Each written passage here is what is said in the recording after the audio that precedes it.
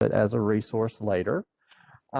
It is my pleasure to welcome you guys to MSU Meridian and to this partnership that we are doing with the Mississippi Early Childhood Inclusion Center at the University of Southern Mississippi. They are part of the Institute for Disability Studies there. And then, of course, an additional partner, the Meridian Public School District. We're also very grateful for grant funding that helped put this together from the Women's Foundation of Mississippi, and also the Inclusion Center is funded by the Mississippi Department of Human Services. Our special featured speaker for our first session today is Julie Norman, and she works with the Mississippi Early Childhood Inclusion Center.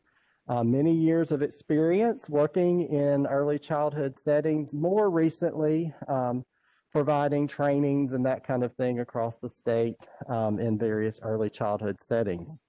I'm Dr. Jeff Leffler. I'm an assistant professor of elementary education here at Mississippi State University. My content specialty area, though, is early childhood education. And so we're all early educators that are working together to help you guys gain some knowledge and some skills so that you'll know the things that you need to be doing to get your children ready for this next very important year of school, that kindergarten year. So without further ado, I'm going to go ahead and hand it over to Julie to begin our presentation today. Thank you, Jeff. Hello, everybody. I am Julie Norman. I am here in Hattiesburg, Mississippi, but our work through the Mississippi Early Childhood Inclusion Center. Wait a minute, Jeff, is that real blurry on your end? It may just be your connection coming in and out clear here. Okay, I'm sorry. Okay, I'm Julie Norman. I work at USM at the Mississippi Early Childhood Inclusion Center, and we are so happy to be part of this series. And I also wanted to introduce, and maybe she'll wave, our graduate assistant who has been working with me on the presentations, Cassandra Tony. Would you just wave? Okay, thank you. Cassandra has been involved with these as well. So tonight we're going to talk about the early years. They really do matter. The whole series is about the early years. And I specifically want to talk to you about the important role that parents play. I'm a parent, you're a parent, and I just want us to share a little bit. I want this to be informal in the sense that if you have a question, if you will put it in the chat box or somehow let Jeff know, we certainly will stop and address that question. Or if you have a comment, you might add something to what I'm saying. So let it be informal, if you will. So I want you to think about something and get ready to write in your chat box. Just a minute, if you will, okay? When you think of the word parent, and especially in terms of the word parenting, what comes to your mind? If you could just chat one word or two or three words, like it is hard, or, whatever, is wonderful. When you think of parenting, your role as parent, you're parenting, would you put in the chat box, and then maybe Jeff would be able to read a couple of those? Yeah, what comes to mind when you think of parenting? Okay. So one response is being able to provide for your child. Great. Okay, being able to teach them things that they need to be taught. Exactly. We have a comment in the chat box, preparing our children for the outside world. Right. Right. Okay. Okay, lots of different, there's someone else? I think that was all. Okay, I think it's just on my end. So when we think of parenting, as I have listened to different speakers through the years, one that has particularly touched my heart has been a speaker that is deceased now, but her name is Dr. Rita Pearson. And I heard her speak at a Head Start conference, actually. Actually, she wasn't in person. It was a video presentation. And she really touched my heart because she said, you know what? Every child needs a champion. And that is so true. And your role as a parent is to be a champion for your child. So with further ado, we're going to go right into it. And this is a PowerPoint presentation that we're going to have tonight. So this is our staff. The overarching goal of MECIC is how we're referred to, is to meet the needs of early childhood educators, families, and young children by providing by providing high quality early childhood inclusion. So some of the things that we do besides training for child care center staff is we also do family navigation. I'm a family navigator where I help families. We do screenings on kiddos from 0 to age 5, where either the parent or someone in the family or a child care center director may mention to you that they may be concerned about a developmental issue in one of the different areas. Then we do screenings on the kids. So lots of different things that we do. I hope you'll take note of our number that's on this page, okay, the 266-4547, and also our email address. If you need to contact us for any reason, parents contact me all the time. So we're glad to help if you have an issue with a child that you feel like you could use some help or just to talk to somebody. I am happy. That's my role as a family navigator. I would like to say right now, if you would take down my email address, it's Julie, Julie, .Norman, NORMAN, at usm.edu. Again, Julie.Norman at usm.edu. Thank you. And it's been placed in the chat. And there was also a comment, Julie, that I had missed. It came on my screen a little bit late from Shakira. She said, teaching them the right way so in the future they will know early what's to be expected. Absolutely. Makes me wonder, do y'all even need me tonight? But we all learn from each other. So I hope you'll get something out of it. Those are wonderful answers. Y'all are on the right track for sure. Okay, so these are our objectives. Okay, you can read the screen. More than anything, we are just wanting to help you see how important it is to nurture your children, to be there for them, also to help them where you do feel like, I'm going to decline something, okay, to be there for them. And when you do see that they're having trouble in an area, that you are able to get the help that they need for the child, because they depend on you, children depend on you. So with further ado, we'll keep going. Uh-oh, Jeff, it's not moving. Okay, I hit on something and I don't know why it's not moving. If you click back on your PowerPoint, there it goes. There it goes. Okay. Okay, so we all know parents are important. Children are born with a need and a desire for connecting with folks, okay? So when you provide those nurturing relationships that children so desire, they feel safe and secure. Let me say that again. When we do our job as parents in nurturing our children and helping them to feel loved, it gives them a sense of security, okay, and they feel safe. So what do we mean when we talk about nurture? It means to take care of, to feed them, to love them, to protect them, okay? To promote their emotional well-being. We all hope to raise emotionally stable children, for sure. Children who have a strong sense of self, okay, who feel good about themselves. Children who know that they're loved and they know that they're valued. When children feel good about themselves, they're better equipped to handle problems when they come our way. And we know problems are going to come our way for sure. And we want to fix it for children, but we can't always fix their problems, but we can help them to be the kind of child that they are able to take up for themselves when they need to. They can advocate for themselves, that they can handle their emotions. So that's our job, is we nurture, we protect them, and we guide them. Did y'all know that research shows that a strong social and emotional foundation in early life, which is what we're talking about, 0 to 5, powerfully impacts children later positive attitudes and behaviors. It also affects their academic performance and just their overall health outcomes. So think about that again. Research shows when children have a strong emotional foundation, okay? And where do they get that? From the folks around them. It starts at home with the parents, okay? So there again, that's an important role that we play. So from a young child's perspective, if children could share what is important to them in life, this is what I feel that they might say to us. And I'll give you just a minute to read that, okay? And really let it sink in.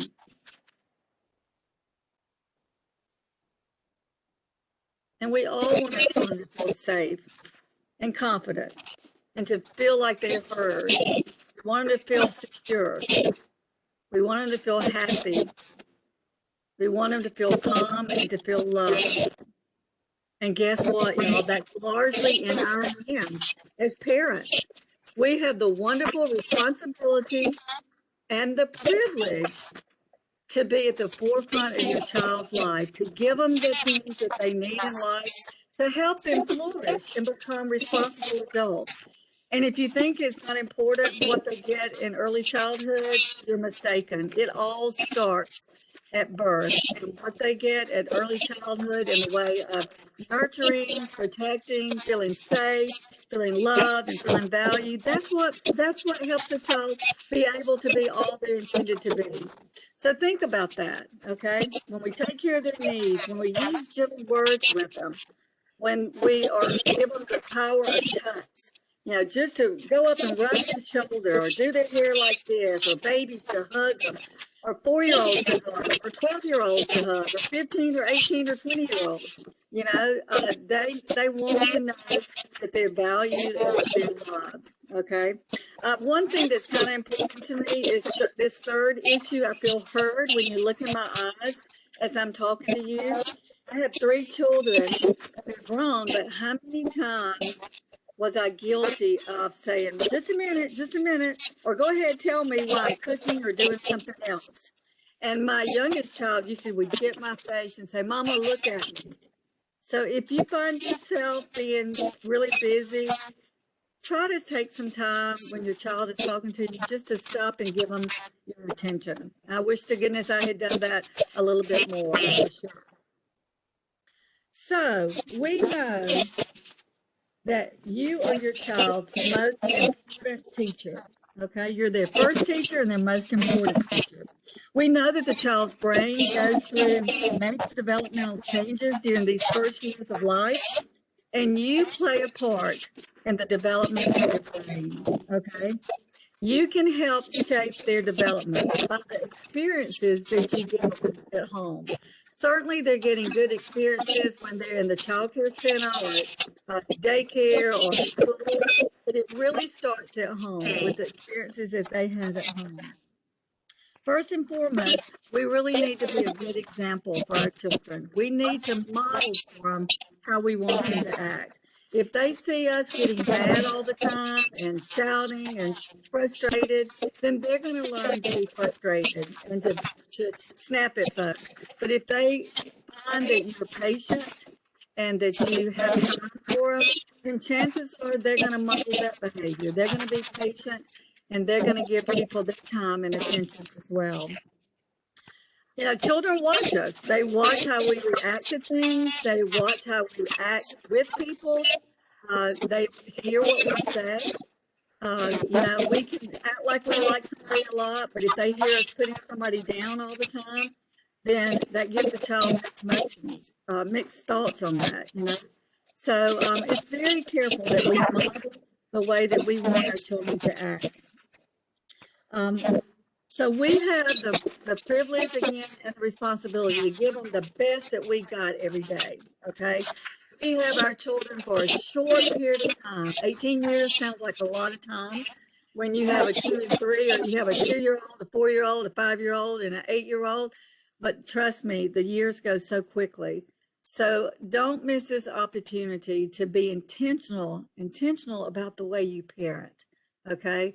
And when I say parent, it's the whole gamut, the way that you love them, the way you encourage them, the way you push them to do their very best. But most of all, the way that they know that you value them as a person.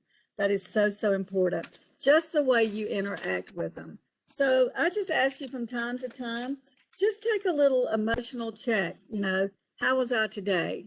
There were many a days that when I put my children to bed, I would have to go to their rooms and say, you know what, I was pretty snappy today and I'm really sorry. And I hope that you feel like that you can say, I'm sorry when you need to. That's huge for children. There again, you're modeling for them that you made a mistake. And like I said, I wasn't proud of it, but there were several times, probably monthly, that I had to go to one of my 3 children and say, I didn't handle that right today. I was really hard on you, or, I'm sorry that I yelled at you. So think about the way that we're responding with children and to children, because they definitely do notice. Okay. So when we think about what children need in life, they need our engagement with them. They need our interactions. They need our physical affection. They need to know that we're in stable relationships with them, and they need safe, healthy homes. Okay. So when we think about encouraging positive interactions, it's by doing fun things with your children. It's doing hard things together, homework together. Okay. But always be sure every day that you mix in a little fun if you can. If it's nothing but as you're sitting around the table or eating in your car, if you play some kind of game, or ask them, what was the best part of your day? And then you may say, what was the most frustrating part of your day? The main thing is just to be in conversation with them. Okay. Talk with them, ask them questions. And you've learned, probably, I learned pretty quickly, you got to ask an open-ended question. You can't just say yes or no. Don't ask a yes or no question, because that's what you'll get. But ask, well, who did you play with on the playground today? Or what did y'all play at recess? What did y'all have for lunch today? And do you think it matters to kids that we want to be involved and know what's going on in their lives? Absolutely. But if we don't do it when they're little, then when they get in junior high and we try to get nosy and want to know everything that's going on, we haven't built that foundation.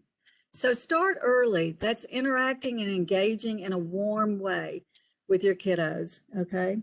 We've already talked about physical affection. Give them lots and lots of hugs and pats. Okay.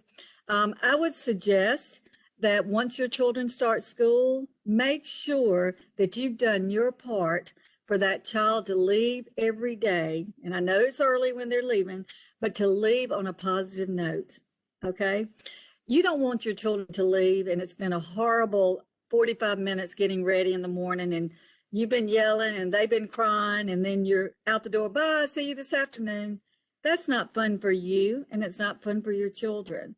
So think and really try to get your schedule as such that you build in a few extra minutes for the craziness that's going to happen in the morning, and just make it your goal that when your child leaves the house, whether they're riding a bus or you're dropping them off somewhere, however they're leaving you, that they have a good thought in their head about leaving you and home, that it's not a bad situation. Just on a personal note, I did have a run-in with my daughter when she was in elementary school. We had just been fussing all morning. I think that's why this is near and dear to my heart. And I just didn't feel good about it. And so I left my work, and I knew when she was going to recess. She was in the 4th grade. Now she's 38 now, and I still remember this. So it made an impact on me. And I went and I waited at the classroom door for her when she went to recess. And I called her over to me and I said, I'm so sorry that we fussed this morning. Now, I didn't say it was all my fault, but I wanted her to know that it bothered me. And she hugged me so tight and she said, thank you, Mama. So again, let's just know that we're human. We're going to make mistakes. We're going to react to things in ways that aren't always positive for our children. But guess what? Those 2 little words or 3 words, I am sorry, goes such a long way. So I hope that you'll think about the way that you leave your children in the morning. Okay. I would suggest when we say stable relationships, the best way to do that is to just have a calm home. Okay. Just a calm influence is over your home. Okay.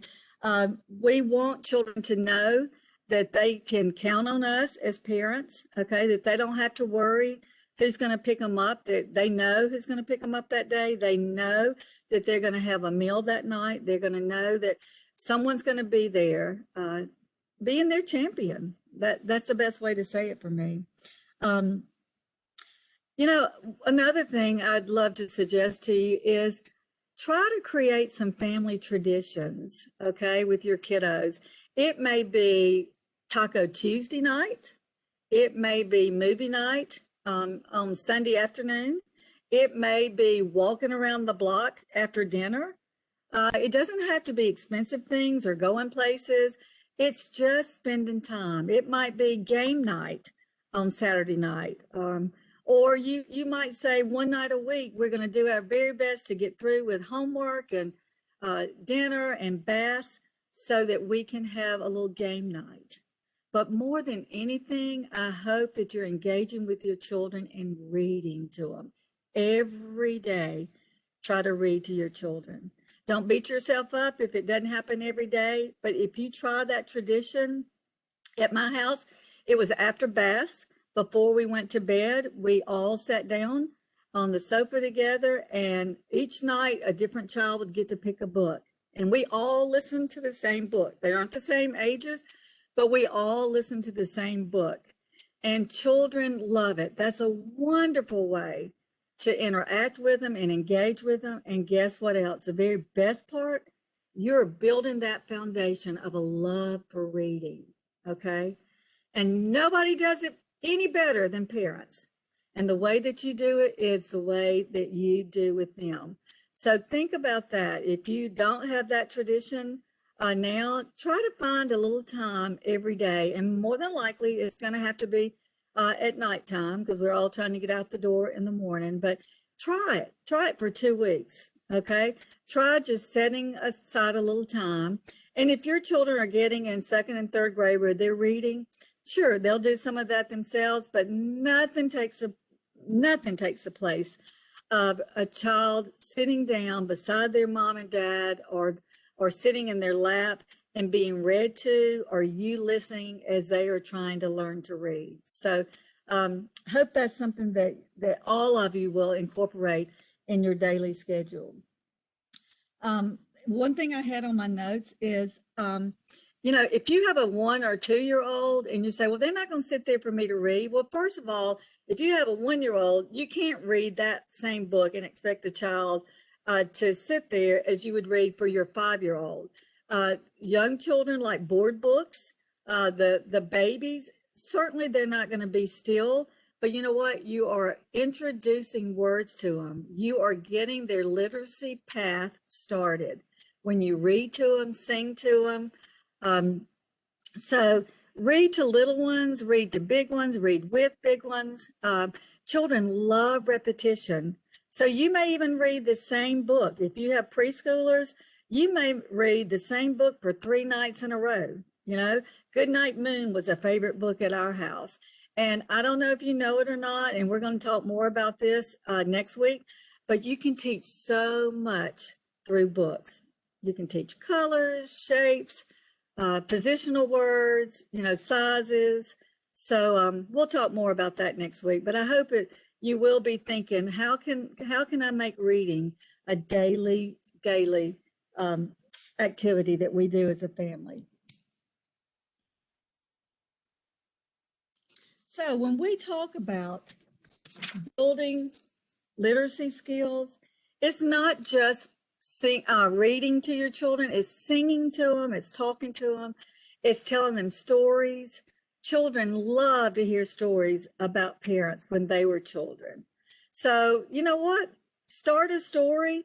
If you have to make up some parts of it, start a story. And then you might say, if you have a 4-year-old, well, what, maybe it's a story about when you went to the zoo with your auntie and your grandmother. Then just say, what do you think you would like to do if you went to the zoo?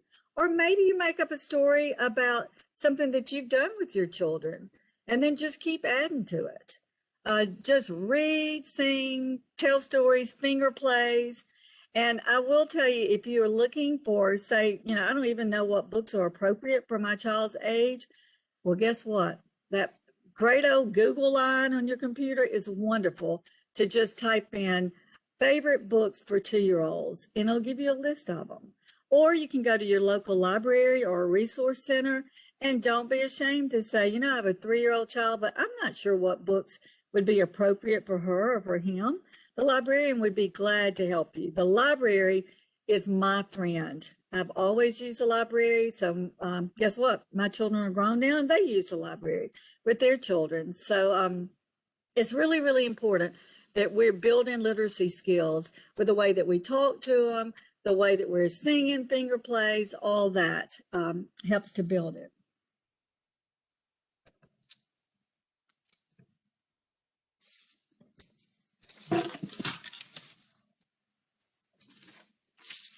Look at this picture. The child isn't able to read yet, you can tell. But see how it appears that the parents are pointing out things on the page? And that child may not say like that, but just a few seconds. But guess what? Do it for a minute, a night.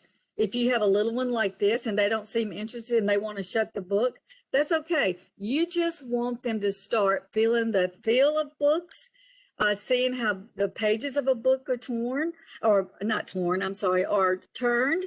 And then later on, they'll recognize that those words on the book mean something. And for all of you that have young children, those little board books that have one picture and one word on a page is a great way to start.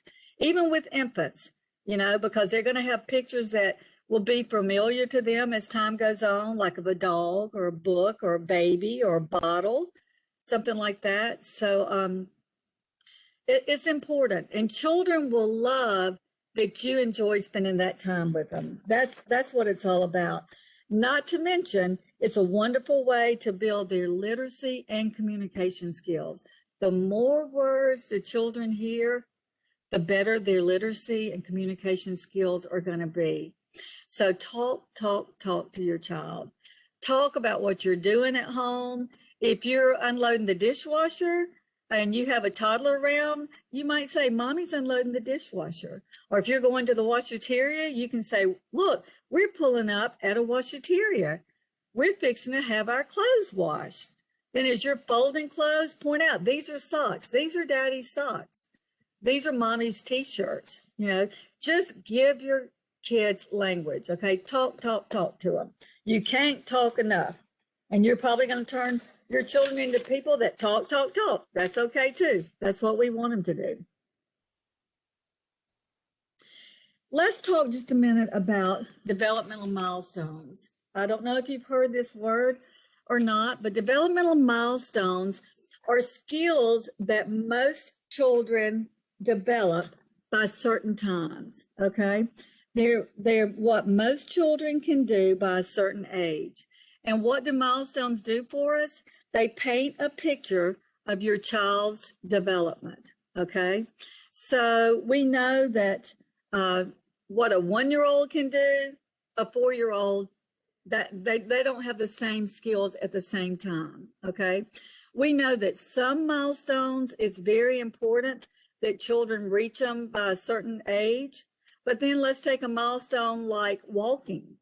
Well, you might have a 9 or 10-month-old baby that's walking, or your child may not walk till they're 13 or 14 months. That's okay.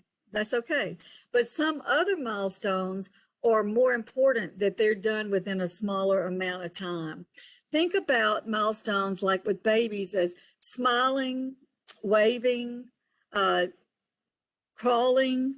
If you have a baby that's crawling at 7 months, that's wonderful. Most babies don't crawl till they're about 8 months old at least, or 9 months old, maybe sometimes 10 months old. But if you have a baby that's 11, 12 months old and they're not crawling, then, that might be a situation where I would ask my pediatrician, he's 11 months old and he's not trying to crawl. Is that something I need to be worried about? And one way that you can monitor your children's development that is so easy, if you'll take out a pen and write on the Google line again, if you would type in learn the signs, act early. Learn the signs, act early. That will take you to the CDC website. And from there, you can go to milestone checklist. And then it'll take you over, I think on the far right side, you'll see milestone checklist on the menu on the left-hand side. If you go to learn the signs, act early, that's Center for Disease Control, but you don't even have to put that in. If you just put learn the signs, act early, and then you'll see the menu where it says developmental milestones on your left, and click on that. And then it'll take you to the different milestones for the different ages of children, okay? Don't beat yourself up. If you don't know all the milestones that your year-old child should be doing, that's okay. It's all right there for you, okay? Right there for you. So it's easy to just keep up with their development when you know what you're looking for, okay? So we know that milestones give us a general idea of the changes to expect as our children get older. And there again, most people don't know it all. Thank you, Cassandra, for putting that in. Thank you. Most people don't know all the milestones at the specific ages. But guess what? This is your easy sheet of paper that I suggest that you print it off, put it on the refrigerator, and then you can watch development at home. And your child is being watched when they go to daycare. Your teachers are watching the way children are developing. Don't hesitate to ask if your child's in kindergarten or say in preschool or daycare at 3 years old. Don't hesitate to ask your teacher, do you feel like Keon is doing all that he's supposed to do developmentally wise at 3 years of age? And you might even mention to your daycare, are y'all using a checklist? How do you monitor the children's development at school? Now, you want to impress somebody at your daycare, ask them, how are you monitoring my child's developmental milestones? How are you monitoring the development? Okay. We know that children reach milestones in the way that they play, speak, learn, act, and move. Okay. You know your child's best, so you're in prime position to be able to keep up with their development and where they're on target and where they may be a little bit behind. When you find that your child isn't doing all that you think they're supposed to be doing at that particular age, if you have a concern, there are several places you can call. First of all, you can always check with your pediatrician or your healthcare provider for sure. That would probably be a great first place to start. If you are really concerned about development in a certain area, and when I say a certain area, there's communication, there's gross motor skills, there's personal, social, fine motor, and problem solving. Okay, 5 areas that we at Mississippi Early Childhood Inclusion Center use a standardized screening tool called the Ages and Stages. And we ask questions. It's not our questions. Like I said, it's a standardized screening tool to see when we go into centers, as parents have asked us to go and check the development of their child, then we just go through the checklist and we ask the children to do these specific things to see if they can do. For instance, for a 3-year-old, it might be, can they follow 3-step command? For instance, can you put the book on the table? Can you go pick up your jacket and go stand by the door to go outside? That'd be an example of one of the milestone checklist questions that they ask. So it's important as parents that we learn what's expected at different ages, and that we're watching, again, what are we watching? How they play, how they act, how they speak, how they learn, how they interact with others. All that's important. So I hope that you're paying close attention to their development, and again, call their pediatrician, or you can always call, if they're under 3 years of age, you can call the health department. They have a program called First Steps, and First Steps will do screenings free. And then if they find that your child is behind in a specific area and they meet the criteria for some services, then First Steps can provide services. Also, we at Mississippi Early Childhood Inclusion Center, we do the screenings, as I said, also. And then when we finish doing a screening on a child, like I got called earlier today to do a screening for a child in a center, we never do screenings unless the parents give permission, written permission, not verbal necessarily. It's usually written permission.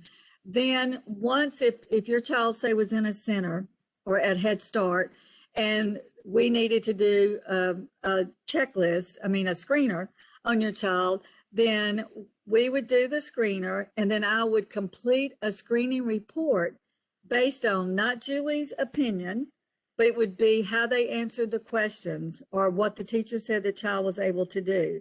And then the screening report goes to you, the parent. We don't share it with the preschool unless you give us permission to. But when we give you this screening report, that is something you can take to your healthcare provider or your pediatrician and say, if you will notice, let's say, on a little girl named Allie, you'll notice, Dr. Smith, that she did not do well in communication, nor did she do well in fine motor. I'm wondering if we can go to the next step with screenings or evaluations, or can you refer us for services, whatever the doctor feels like your child needs. But that screening report will help the doctor see how the child did. Most pediatricians and doctors' offices do the screenings at the well visits once a year. If you take your child for their yearly checkup, the well visit checkup, then your pediatrician or a healthcare provider should also be monitoring development. But don't hesitate as a parent. There again, you are their protector, you are their champion, you're their advocate. Nobody's going to advocate for our children like we as parents are. So don't hesitate to ask your healthcare provider, do you think he's behind with talking? So much of the time, it doesn't take a healthcare provider to tell. The calls I get from parents, they say, I went to a birthday party and my 3-year-old isn't talking like most of the other children at that birthday party, and I don't know what to do. So the first step then would be, well, let's do a screener on your child where I'll ask parents these questions. There's 6 questions in each of those areas that I said. And then depending on how that is scored, then we know, yes, this child does need to be referred for some services, or sometimes it's as simple as just doing some interactive activities at home and in the center. And that's one thing as a family navigator that I do. Once I see how the child does on the screener, then I do some research and send some resources to the parents. Maybe, for instance, if it's fine motor skills, I find that so many 3- and 4-year-olds are having some challenges with their fine motor skills. So I have created a little cheat sheet for parents to work on at home with their children. It might be taking scissors and showing them how to hold child-safe scissors and cutting Play-Doh, okay? For a little bitty child that is not developing where they need to be with fine motor skills, it might be that their pincer grip, they're not strong with their pincer grip. So I might suggest that they give them some little puffs or Cheerios on their high chair tray, and watch the child. Don't give it to them in their mouth. Put them down where the child's going to have to pick them up. Okay, so there are all kind of things that we can do that are interactive things to help children build these skills if you're worried about a particular area. Does anybody have any questions about the milestones or watching development with your kiddos? Any questions? We don't have questions here. Okay. Let's see Okay. if there's some in the chat. I don't see one in the chat. Okay. Please, parents, don't let this go by without realizing, as your child's first and most important teacher, it's so important that you're paying close attention to their development, as well as they will in the daycare center or when they get to kindergarten. Next, we're going to see a couple of things that I was talking about when we say at 6 months of age, one of the things that kiddos should be doing is start to show curiosity about things and also start reaching for things. So when we think about if we did a screener on a 6-month-old and they were not trying to reach for things, they were just kind of laying on the mat, then one thing I would do as an interactive activity is I would suggest to the parents that they put things in front of that child on the mat, interesting things, like a rattler or a baby or something, blocks, where a child may want to reach for it, okay? So that would be a suggestion of something to do if a child was not doing. I'll tell you another one. One time I went to a daycare center because a teacher had asked a parent if I could come and screen a 6-month-old that wasn't trying to sit up. When they would try to put her up, she just kind of had a lazy back. Well, when I talked to the parent as I was doing the screener, she said, well, I can tell you why that child's not sitting up. We're carrying her around on our hips from the time we get home to the time we put her in bed. So guess what my suggestion was? Put that baby down. First, if you need to put a pillow or something safety around that child. But parents don't know these things, what they can do at home to help their children where they're able to reach some milestones. Then one thing that a 9-month-old should be able to do is start copying the sounds. Like if you say to a 9-month-old, ba, ba, ba, ba, ba, or da, da, da, da, da, da, by 9 months, most 9-month children are starting to put sounds together like baba or dada, mama, something like that. So how would you help reinforce those skills? By communicating, doing it right back to them, okay? That's a great way. By 1 year, an example is they should start pointing with their finger. And one thing you can do to help a child with that is say nose, nose, and then point to the baby's nose, and then say, where's mama's nose? And you take their finger and point to your nose. Same thing with a toy. You see this toy right down on the floor?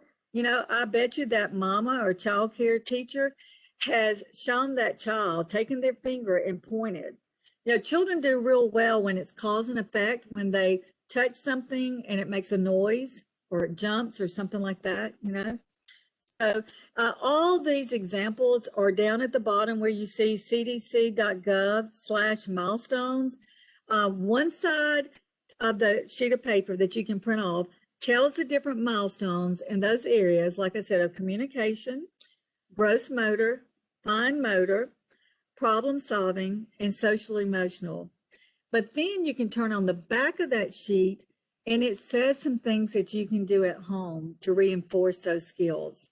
Certainly hope they're doing those in the child care centers, but it's wonderful. It just helps the child that much more if you're doing it at home also. 18-month-old, they ought to start being a little interested in pretending.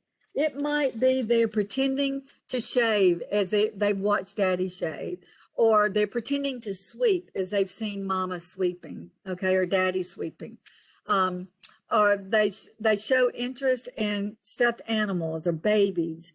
And you know what? It's certainly fine if you say, can I give my little boy a doll? Absolutely, you can give. Don't we want to teach empathy for boys and girls? So what better way than to give them a stuffed animal and let them love on it and give a bottle and take care of it. Don't you love this picture? The baby has a passy in his mouth and giving a baby a bottle.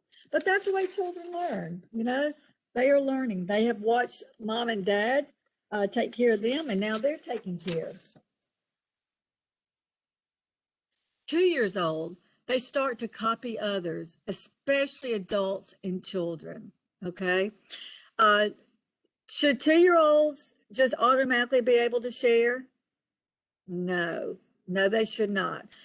Children at 2 often do parallel play, where they're not necessarily playing with somebody, they're playing alongside somebody, but it's really when they're getting to be 3 years old and 4 years old that they start wanting to play together. They want to play with somebody at 2, but oftentimes it's just beside them, okay? We want to make sure at 3 how they are handling their emotions and that they're showing emotions. That's very important for children. Let your babies cry when they're hurt, when their feelings are hurt. We have a tendency to say, now don't cry, don't cry. Well, we want them to be able to show and have their feelings. If their feelings get hurt, and I didn't know this until I had my own children, but children as young as 18 months or 2 years can feel embarrassed. I saw it over and over with each of my 3 children. They just, they got in trouble and they were kind of skittish and just really kind of embarrassed at what they had done. By 4 years old, this is just an example, they start drawing a person with 2 to 4 body parts. That's one of our questions on a 4-year-old questionnaire is, are they able to draw a body part? I mean, a little person with some body parts like arms and legs, that kind of thing. See, as 5-year-olds, are they able to see a triangle and then take a crayon or a pencil and then try to copy that shape? Not necessarily trace it, but are they able to draw, I should have said, instead of copy? Can they copy what you drew?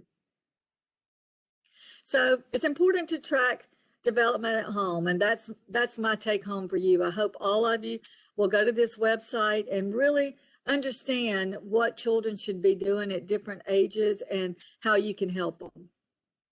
Okay, these are some things to help you. Here's an example of your child at 2 years old. That's exactly what I'm talking about, that you can print off. And you'll see the box over here on the right says act early by talking to your child's doctor. If they don't, and it's things like a 2-year-old, if they're not saying 2-word sentences, or if they don't have any language by 2 years old, mention that to the doctor. The doctor may say, well, let's just give it a couple more months, and that's okay. But it's better to be on top of things and to bring it to the healthcare provider's attention rather than just sitting on it, because we know early intervention is the key. Now, what do we mean by early intervention?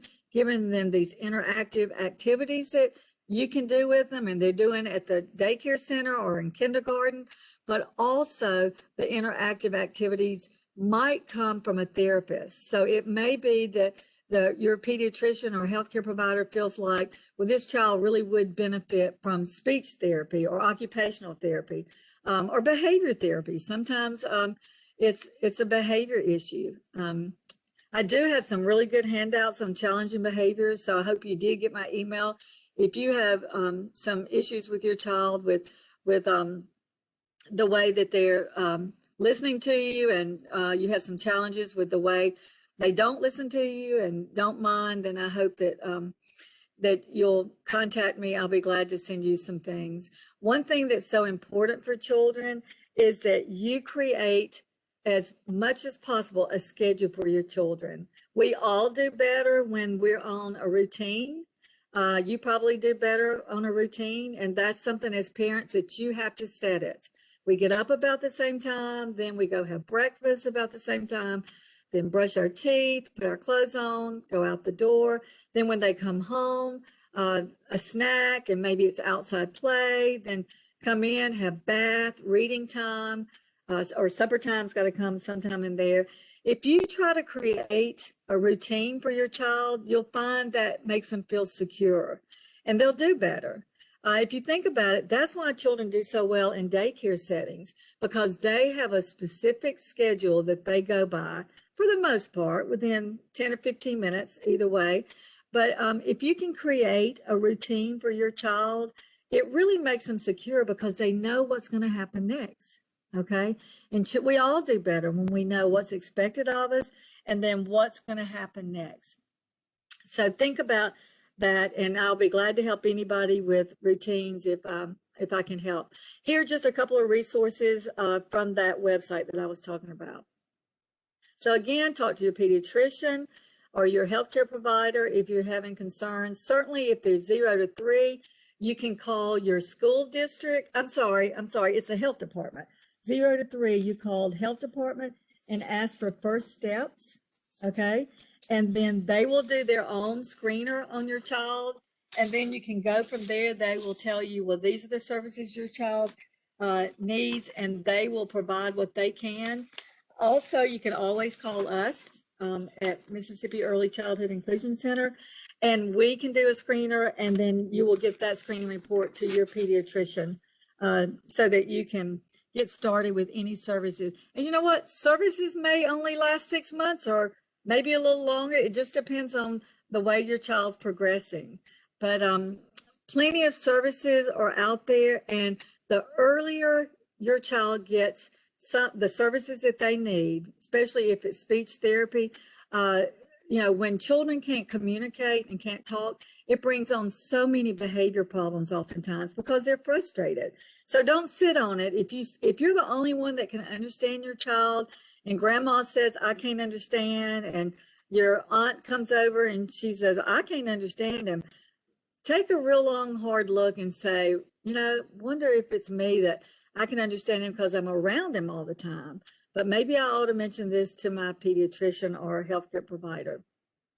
I want to leave you with this quote. Remember, I started off by saying Dr. Rita Pearson, and this is her quote: every child deserves a champion, an adult who will never give up on them, who understands the power of connection that comes at home, that starts at home, and insists that they become the best they can possibly be. And how do they do that best? By see it being modeled for them, okay? So it really does matter what our home and the experiences that come out of home, what they are for our children. If they're positive experiences, if there's a lot of laughter and some traditions, you know, like I said, it might be, you know, a taco night or a spaghetti night or movie night or game night or taking a walk or going to the zoo or whatever it might be. You know, if you build those traditions, you are building memories for your children and giving them secure beginnings. So with that, I hope that you all know that, you know, you're worth it. Your children are worth it. You know, be intentional about your role because it is a great privilege to be on the front lines of the growth and development of your children. And before you know it, in the flash of an eye, they'll be 18 leaving you, and we don't want to look back and say, well, I wish I'd done this or I wish I'd done that. But if there are any questions, I'm glad to answer them. Again, I'm glad for you to email me if you would like to. And I hope you'll come back next week because we're going to be diving more into literacy and how we can, I'm going to have lots of examples of how we can create a literacy-rich environment at home. And guess how we do that best? Singing, talking, reading, finger plays, you know, being in their face, talking to them, asking them questions, just engaging with them. So any questions? Okay. I clicked the wrong button. I stopped the camera instead of we do not have questions here. Let me check the chat to make sure. Did you have a question? I'm sorry. Okay.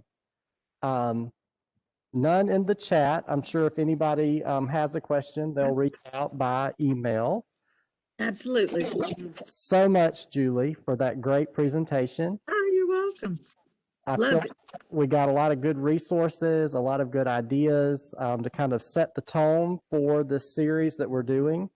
As Julie mentioned, next week we'll be looking at that literacy-rich environment that you can build in your home that's so very important in getting your children ready for school and for life too. But you know, we're looking at step by step.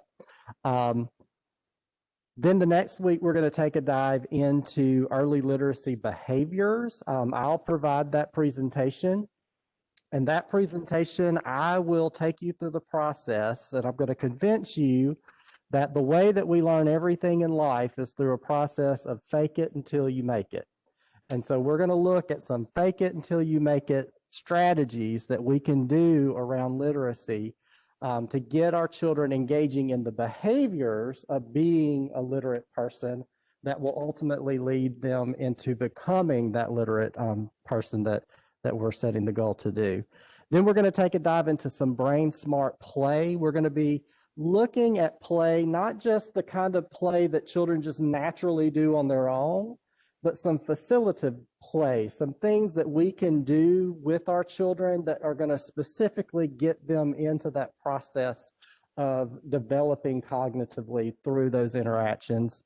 The next week, we're going to look at the knowledge gap and look at the importance of connecting your children with a variety of different experiences to get them ready for school. And then ultimately, we're going to end the series with a session on the science of reading and getting ready for kindergarten.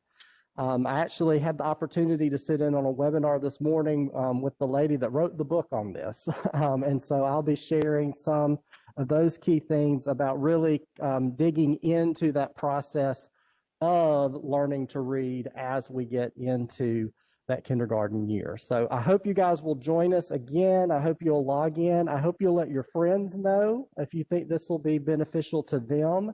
I've recorded the session today, and so I can send it to them. I'll also send you a link to the session after this in case there's something you want to go back and watch again or get one of the resources or that kind of thing. Again, don't forget the survey. Yeah. Okay. Yes. We do ask that you complete a survey. Our friend, I forgot your name, I'm sorry, Cassandra? Cassandra. Yes, yeah. Cassandra is going to guide us through that process because we would really like to get your feedback as we're moving forward. So Cassandra, would you like to share with them about that? Yes, everyone, I just would like for you to know that your perspective and your thoughts are a very valuable piece to the information that we present to parents. If you would please just use the link that I'm going to provide in the chat box to fill out a short survey about the information you learned tonight, that would be very helpful in us coordinating the information that we present to you and others in the future. Thank you so much. Thank you. Thank you, Cassandra. And thank you again, Julie, for sharing your wisdom with us. Thank you. Enjoyed it so much. Hats off to you folks, all you parents. And anybody that wants to join us live again next week, if you'll send me an email and let me know that you're coming, I'll have some snacks available for us. I didn't do that today because I really wasn't sure if I was going to have anybody live and I didn't want to waste food. But if you'll let me know, I'll have some snacks available for us, okay? All right, so let me, I'm going to write, I don't know if I'm going to write. Can we email, Cassandra, if you'll email the link to me, I'll forward it to the people that are here live so that they can do it. Hey, Jeff, I have one question. Yes. Can you, now, will all these participants, if they want to join week after week, will they need to register again? I wanted to make sure that's clear. Yeah, if you've been here, you do not have to register again. I already have you in the system. You'll get a reminder about the meeting. You'll have the opportunity to log in or come back to room 008 here on the College Park campus. Anybody that's new, your friends or whatever, they'll need to email me so that I can add them to the list. Please do that. We're also going to reach out to the overall list that we've been working from that Meridian Public School District gave to us and encourage additional people to join us. Okay. All right. Thank you, everybody. Thank you. Look forward to seeing everybody next week.